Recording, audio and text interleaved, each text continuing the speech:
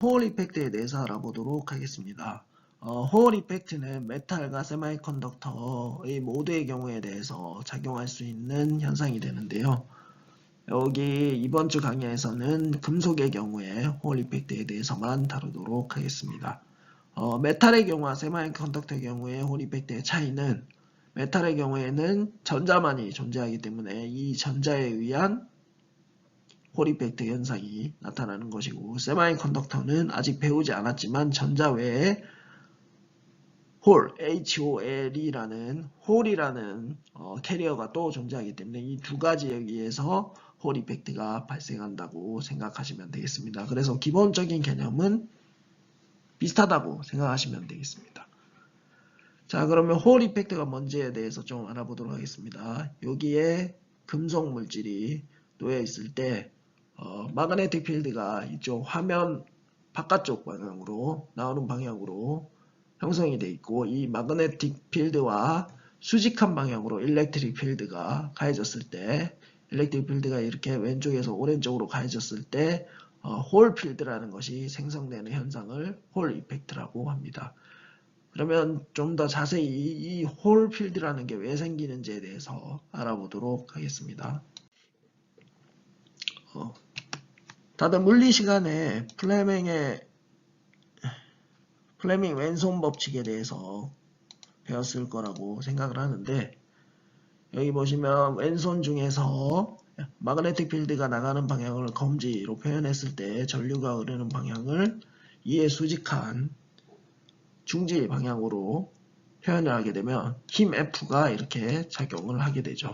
그래서 이러한 힘을 로렌츠 펄스라고 하고, 수식으로 나타나면 FB, 그러니까 마그네틱 필드에 의한 힘 F는 Q는 이제 일렉트릭과 차지고 V는 차지드 파티클의 벨로시티, 이동하는 벨로시티가 되겠죠. 이거를 적분이 아니고 마그네틱 필드와 벡터 곱을 해주면 힘이 되는 거죠. 그래서 이 수식이 로렌츠 펄스를 나타내는 수식이 되겠습니다. 그래서 각각 여기 오른쪽 그림에서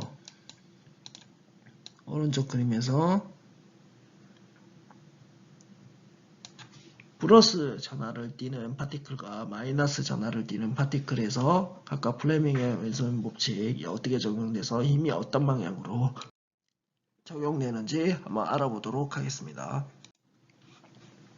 여기 플러스 전하를 보시면 일렉트릭 필드가 이 방향으로 나오고, 그 다음에 이 파티클이 이동하는 방향이 이렇게 되죠. 이게 수직을 이루고 있을 때 힘 F는 플레밍의 왼손 법칙에 의해서 아래쪽으로 힘이 작용하게 됩니다. 그리고 이 힘의 크기는 Q 벡터 V 곱하기 벡터 곱이죠. 벡터 곱 일렉트릭 필드 벡터가 되겠습니다. 요게 이제 이 F의 크기가 되겠고, 여기서 좀 고려를 해봐야 될 게 이 V라는 거는 아까 뭐라고 했죠? 파티클의 벨로시티라고 했죠. 그러니까 플러스 전하가 이쪽 방향으로 이동을 하면 전류 방향도 이쪽 방향이 되기 때문에 플레밍의 왼손 법칙을 적용을 하면 힘이 아래쪽으로 작용을 하게 됩니다. 다음으로 음의 전하를 띠는 파티클에 대해서 한번 알아보도록 하겠습니다. 이 경우에도 똑같이 마그네틱 필드가 이쪽 방향으로 작용하고, 그 다음에 V는 이쪽 방향으로 움직이게 되는 거죠. 그러면 플레밍의 왼손의 법칙을 쓸 때 F는 아래쪽 방향으로 이렇게 생성되게 됩니다. 그리고 이 플레밍의 법칙에 의해서 로렌츠 펄스 크기는 다음과 같이 표현할 수 있게 되죠. 여기서 좀 헷갈릴 수 있는 부분이 있는데, 요 마이너스 파티클의 경우 V가 이쪽 방향으로 이동을 하게 돼 있죠. 근데 플레밍의 왼손의 법칙을 쓸 때 중지는 전류 방향을 뜻하기 때문에 실제로 중지의 방향이 이쪽 방향으로 나타나게 해서 표현을 해보면 힘 F가 아래쪽으로 적용한다는 것을 알 수가 있습니다. 그래서 이 로렌츠 펄스 수식에서만 살펴봤을 때는 요 Q에서 차이가 나는 거죠. 플러스 차지를 띠는 파티클의 경우는 플러스 2라는 게 들어가게 되는 거고, 마이너스 차지를 띠게 되면 마이너스 2라는 일렉트리컬 차지가 들어가서 방향이 결국에는 벨로시티의 방향이 다르지만 결국에는 힘의 방향은 똑같아지게 되는 것입니다. 그럼 이제 실제 여기 밑에 나와 있는 금속에서 자세히 알아보도록 하겠습니다. 이 금속에서 좀 지저분하게 됐는데, 금속에서 일렉트릭 필드가 왼쪽에서 오른쪽으로 이렇게 가해지고 있죠. 이 경우에 마이너스 전하를 띠는 파티클은 일렉트릭 필드에 의해서 이쪽 방향으로 벨로시티를 가지고 이동을 하게 됩니다. 그럴 경우에 로렌츠 폴스에 의해서 여기 마그네틱 필드가 화면 바깥쪽으로 나오게 되기 때문에 힘 F가 이런 식으로 나타나게 되는 거고, 이 힘 F의 크기는 이 로렌츠 폴스 수식에 의해서 일렉트릭 차지 곱하기 벨로시티 그리고 마그네틱 필드의 크기가 되죠. 그리고 방향은 당연히 마이너스 차지기 때문에 XY축 이렇게 표현되어 있는 데서 마이너스 Y 방향, 이쪽 아래쪽 방향으로 힘이 작용하게 됩니다. 그렇게 되면 일렉트론들이 이렇게 작용하다가 아래쪽으로 이렇게 내려가서 모이게 되는 현상이 나오게 되는 거죠. 그러면 이쪽 금속의 아래쪽 방향에 마이너스 전하를 띠는 일렉트론들이 많이 모이게 되고, 상대적으로 위쪽은 이 일렉트론 개수가 작기 때문에 플러스가 형성되게 되는 거죠. 그래서 이 플러스와 마이너스에 의해서 EEH 홀 필드라는 것이 생성이 되고, 결과적으로 측정을 해보면 이 플러스와 마이너스에 의해서 홀 볼테이지도 형성이 되게 됩니다. 자, 이렇게 되면 추가적으로 EH 홀 필드가 생겼다고 했죠. 이 홀 필드가 생기면 이 마이너스 전하를 띠는 차지는 이 일렉트릭 필드의 반대 방향으로 일렉트리컬 포스가 발생을 하게 됩니다. 이 방향이죠. 위쪽 방향. 이 FE 일렉트릭 포스는 Q 일렉트리컬 차지 곱하기 EH 일렉트릭 필드의 크기의 곱이 되겠고, 결론적으로 홀 이펙트라는 RH라는 파라미터를 우리가 알 수 있게 되는 거죠. 이게 좀 지저분하니까 다시 이 포인터로 바꾸겠습니다. 이 홀 이펙트의 역할은 뭐냐면, 홀 이펙트가 아니죠. 홀 코에피션트의 역할이 뭐냐면, 홀 이펙트가 발생하는 크기의 정도를 나타내는 파라미터라고 생각을 하시면 되겠습니다. 그럼 이 RH는 어떻게 계산하냐? 좀 자세히 알아보면, 아까 금속 내에서 이 전자에서 홀 이펙트가 발생했을 때 두 가지 폴스가 생성이 된다고 했죠.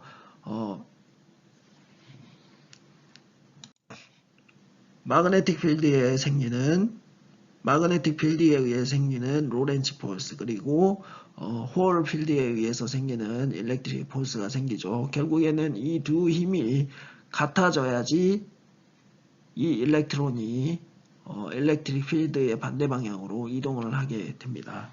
그래서 이거를 이용해서 계산을 해보면 요 FE 더하기 FB는 0이고, 이거를 넘겨주면 FE는 마이너스 FB가 되죠.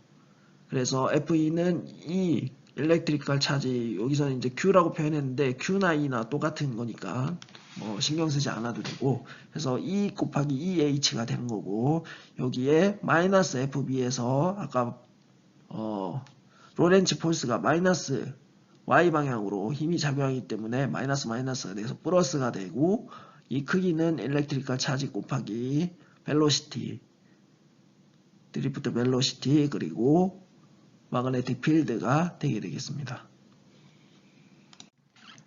여기서 이제 좀 더 수식을 간략하기 위해서 일렉트리컬 차지는 서로 상쇄돼서 없어지게 되고, 결국 EH는 VDX BG가 됩니다.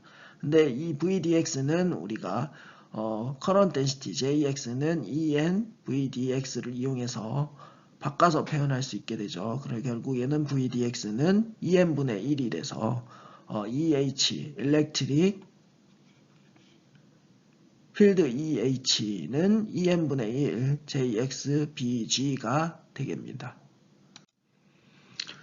따라서 홀 코에피션트 RH는 JX BG분의 EY가 되는 거죠. 그래서 이 EH는 마이너스 EY이기 때문에 요 값을 대입을 해주면 결국 마이너스 2n분의 1이 홀 코에피션트가 되게 됩니다. 그럼 지금 홀 코에피션트는 E는 상수이기 때문에 변화가 없고 결국 이 금속 물질 내의 전자 농도에 반비례한다는 것을 알 수가 있죠. 그래서 이 RH를 구하면 이 물질 내의 전자의 농도를 계산할 수 있게 되는 겁니다. 그래서 세마이컨덕터 같은 경우에는 이 홀 이펙트를 이용한 측정 장비가 있는데 어떤 우리가 물질을 합성하거나 만들었을 때 그 물질 안에 들어가는 전자 또는 홀의 농도를 계산할 때 이 홀 이펙트를 적용한 측정 장비를 활용하게 됩니다. 이번 슬라이드에서는 각각 금속 물질의 홀 코에피션트와 홀 모빌리티에 대해서 알아보도록 하겠습니다. 아까 앞선 슬라이드에서 제가 세마이 컨덕터의 경우에는 이 홀 코에피션트를 이용해서 전자나 홀의 농도를 계산을 한다고 했었는데 이 금속의 경우에는 이 홀 코에피션트를 가지고 전자의 농도를 잘 계산을 하지 않습니다. 그 이유는 원래 금속 자체 내에 매우 많은 전자가 있기 때문에 금속별로 이 값의 차이가 거의 나타나지 않기 때문입니다. 여기 그래프를 봐도 홀 코에피션트가 거의 9, 3.5, 7.2, 3.4, 5, 6, 2, 9, 25 이렇게 해서 큰 차이가 나지 않기 때문에 이거를 전자의 농도를 계산해 보면 큰 변화가 없죠. 이렇게 오더가 변하지 않는 범위 내에서 이렇게 나타나기 때문에 금속의 전자 농도를 계산하는 데는 잘 사용이 되지 않습니다. 그리고 여기서 또 눈여겨봐야 될 점은 아까 앞에서 수식적으로 홀 코에피션트가 마이너스 2n분의 1이라고 했죠. 금속의 경우에. 그래서 대부분 다 마이너스 값을 가지게 되는데 여기 특이하게 베를린만 플러스 값을 가지게 됩니다. 이 플러스 값을 가지는 이유는 추후에 밴드 이론을 공부하게 되면 이해할 수 있게 되기 때문에 이것만 좀 특이하다는 점을 기억해 주시면 좋겠습니다. 그러면 문제를 한번 풀어보도록 하겠습니다. 자, 문제는 홀 이펙트, 홀 코에피션트 RH와 메탈의 컨덕티비티 시그마가 주어졌을 때 일렉트론의 드리프트 모빌리티 μd가 컨덕티비티 곱하기 홀 코에피션트가 된다는 것을 증명해봐라.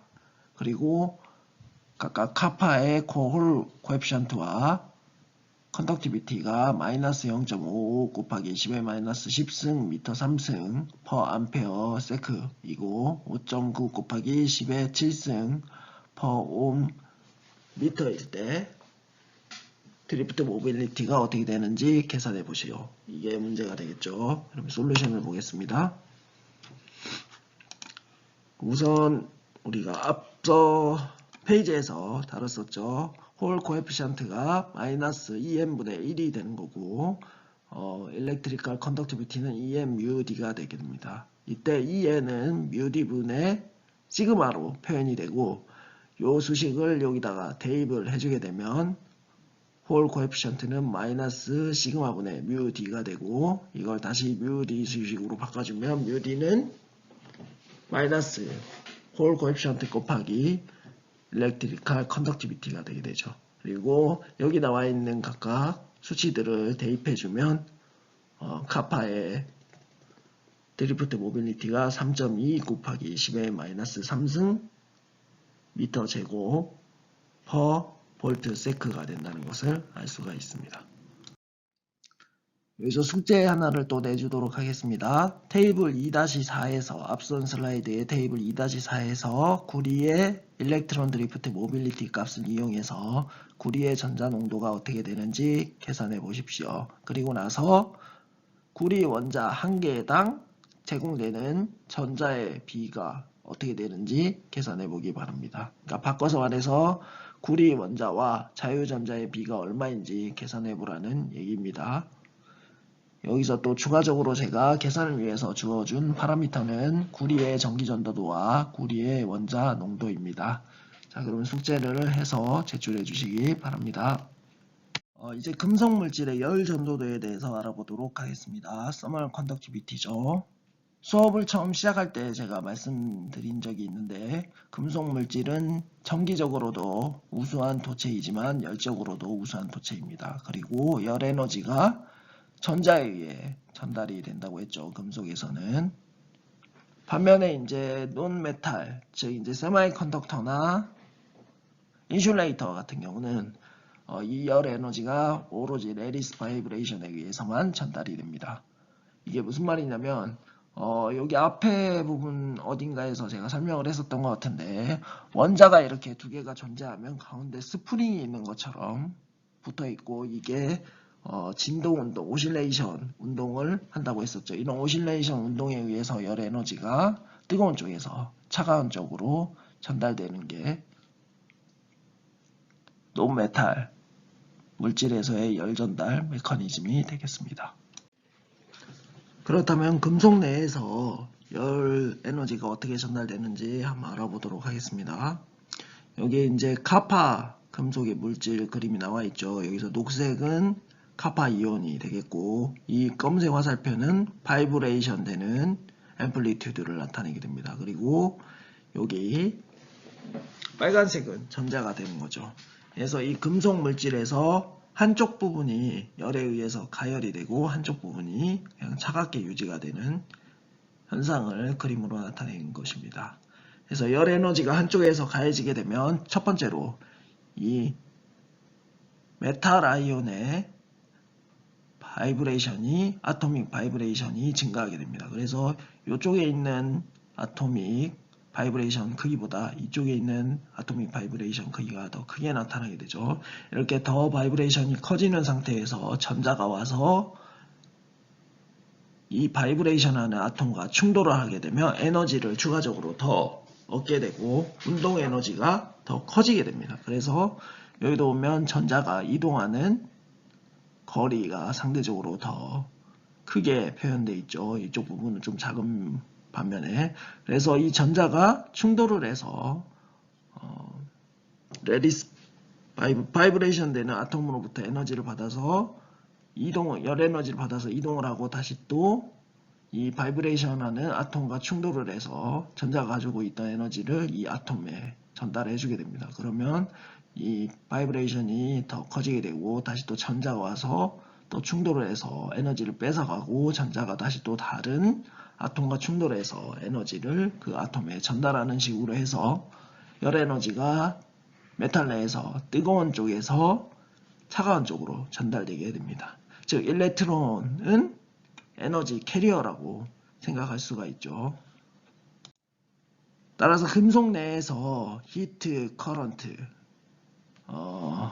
열 흐름 또는 히트 플로우 레이트는 여기 보시는 것처럼 Q'으로 표현이 되고, 이 Q'은 dT분의 dQ입니다. 그러니까 단위 시간당 어떤 특정 면적을 따라서 전달되는 열량이 되겠죠. 그래서 이거 좀 풀어보면 A라는 게 들어가고, 이 A는 당연히 단면적이 되겠고, 델타 X분의 델타 T는 요 X 방향으로 온도 변화가 얼만큼 일어난지 템퍼러처 그레디언트를 의미하게 됩니다. 그리고 이 K는 열전도도라는 파라미터가 되게 됩니다. 여기서 마이너스 수식이 붙어 있는데, 이 마이너스 수식은 이제 온도가 점점 뜨거운 쪽에서 차가운 쪽으로 갈수록 온도가 떨어지기 때문에 이걸 표현하기 위해서 마이너스라는 수식이 붙었다는 걸 기억하시면 되겠습니다. 다음으로 서멀 레지스턴스에 대해서 알아보도록 하겠습니다. 서멀 레지스턴스를 추출해보기 위해서 간단하게 길이가 L인 금속 도체를 생각을 해보겠습니다. 이 금속 도체 내에서 템퍼러처 디퍼런스는 델타 T이고, 이때 rate of heat flow 또는 heat current Q'은 A 곱하기 K L분의 델타 T가 되죠.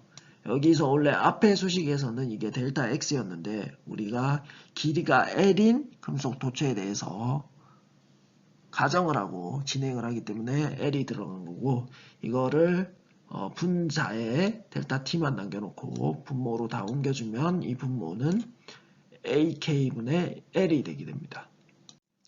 이 Q'은 단위 시간당 흘러가는 열량이 되기 때문에 오음의 법칙에서 전류량이랑 똑같다고 생각을 할 수 있죠. 왜냐하면 커런트 I는 단위 시간당 어떤 특정 면적에 흐르는 총 전하량이 되기 때문이죠. 그래서 오음의 법칙에 대해서 좀 알아보고 그것과 비교한 다음에 서머 레지턴스를 정의해 보도록 하겠습니다. 일단 I는 R분의 델타 V죠. 이거는 다들 오음의 법칙으로 아는 수식일 거고, 이 R은 비저항 시그마 A분의 L로 표현이 된다는 것도 다들 알고 계실 겁니다. 그러면 요 오음의 법칙에 의한 전류 커런트 식과 요 히트 커런트, 그러니까 the rate of heat flow의 식이 굉장히 유사하다는 걸 알 수 있죠. 단지 차이점은 분자의 히트 커런트 같은 경우는 델타 T로 온도 변화가 들어가는 거고, 그 다음에 전류 같은 경우에는 포텐셜 디퍼런스가 나타나게 되는 거죠. 그래서 이 두 개를 비교해 보게 되면 간단하게 수식적으로 Q'은 세타분의 델타 T로 표현이 될 수 있습니다. 이때 세타는 KA분의 L이 되겠고, 이 세타를 우리가 서멀 레지스턴스로 정의를 할 수가 있습니다.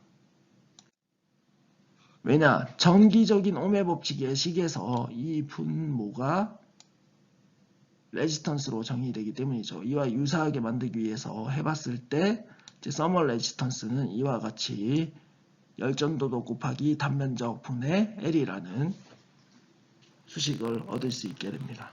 이번 주 강의를 마치도록 하겠습니다. 강의 내용 중에 궁금한 사항이 있으면 이메일을 통해 문의를 주시거나 스마트 학습 관리 시스템 Q&A를 통해 문의 주셔도 좋습니다. 수고하셨습니다.